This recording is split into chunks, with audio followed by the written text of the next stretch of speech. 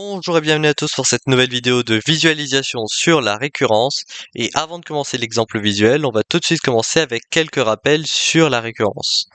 Pour faire un bon raisonnement par récurrence, il va tout d'abord falloir la propriété très importante de l'hérédité.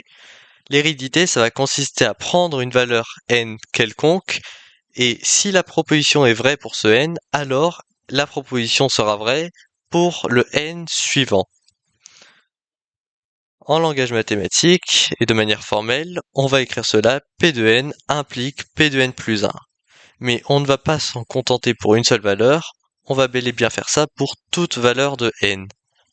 Ainsi, si la proposition est vraie une fois, alors, par récurrence, elle sera vraie pour toutes les valeurs suivantes.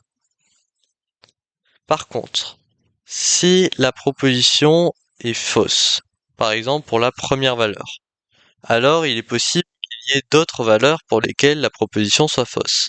Mais s'il y a un rang à partir duquel la proposition est vraie, alors par récurrence, elle sera vraie pour tous les rangs suivants.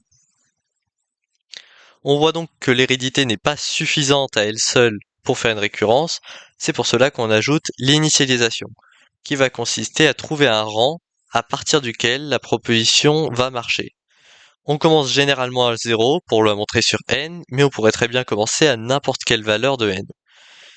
Pour montrer une initialisation sur 0, on va vérifier que la proposition est vraie pour n égale 0. S'il s'avère que la proposition est fausse, alors la proposition n'est pas vraie sur n. Mais qu'elle soit vraie ou fausse, cela n'influence en rien la véracité des autres valeurs de n. C'est pour cela que l'initialisation toute seule ne sert à rien.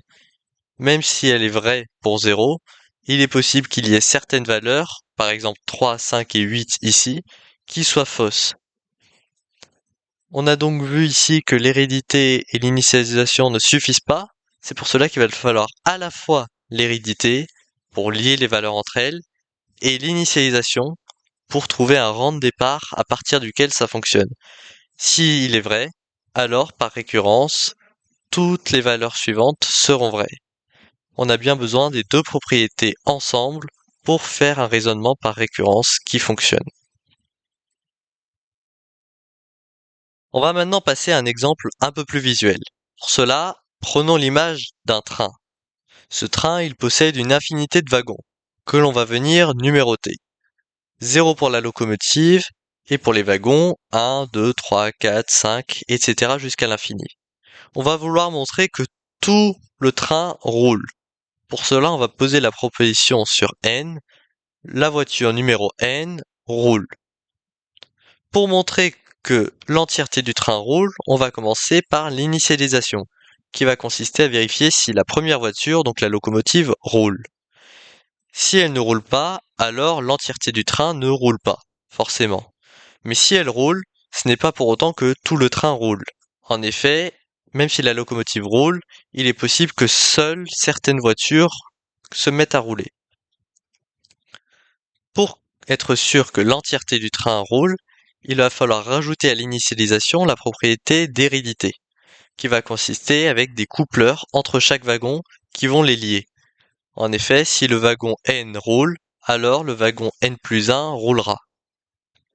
Avec l'initialisation et l'hérédité, on a donc montré que l'entièreté du train roule, et donc un raisonnement par récurrence sur n. Merci d'avoir regardé cette vidéo de visualisation sur la récurrence. Si elle vous a plu, n'hésitez pas à nous le faire savoir, et en tout cas on vous dit à très bientôt pour de nouvelles vidéos sur Mathemagie.